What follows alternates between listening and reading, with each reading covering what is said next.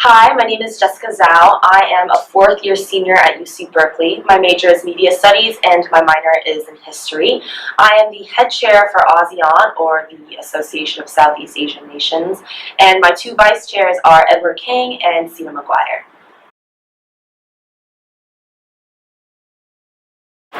So I'm very excited to be chairing ASEAN because it is a regional forum.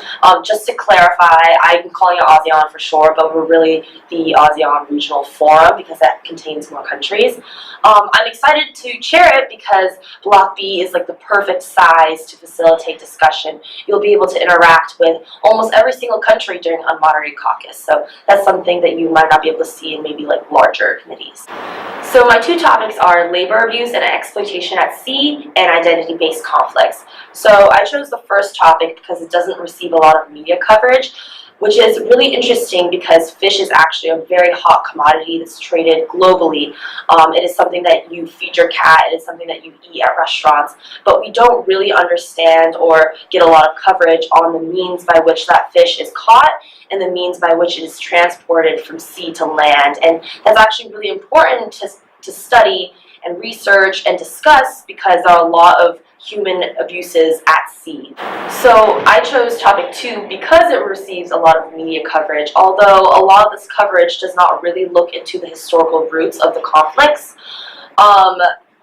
Southeast Asia was colonized for quite a long time, and then after that, a lot of the legislation and documentation that was created really tried to prevent those countries from losing any sovereignty. So there is a very strong non-interference policy that you will find prevalent throughout all of the regional and the national legislation.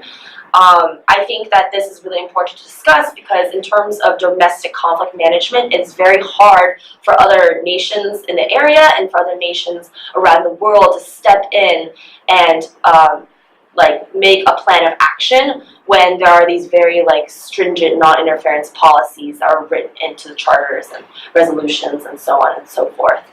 So I think it's going to be very interesting to see what kind of conflict management frameworks the committee comes up with together. For the first topic, which is once again labor abuse and exploitation at sea, I would start off with a series of New York Times articles by Ian Urbina. It is called Outlaw Ocean. It is a masterpiece in investigative journalism.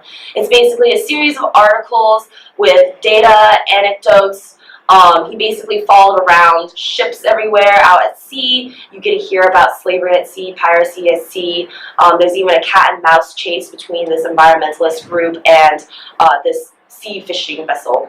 So that's very interesting, and I think that's kind of what got me most interested in the topic in the first place. So I would start there and then delve more into the reports created by the UN and FAO. For topic 2, I would actually begin, this sounds really weird, but I'd actually begin with Wikipedia if you have absolutely no idea what these conflicts are about, because Wikipedia will provide a very condensed version of each one. I would not rely on Wikipedia for your citations, and I would not fully trust all the information that you find on there, but for a really broad picture of each conflict, Wikipedia is a good place to start. From there, I would start looking at reports and data analytical journal pieces that you can find on JSTOR, any other database, to find more in-depth information.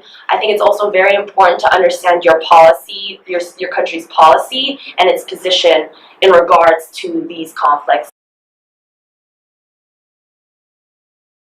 I am super excited to be chairing Bmun 66. This is going to be my last Bmun ever, so it has a lot of sentimental value for me.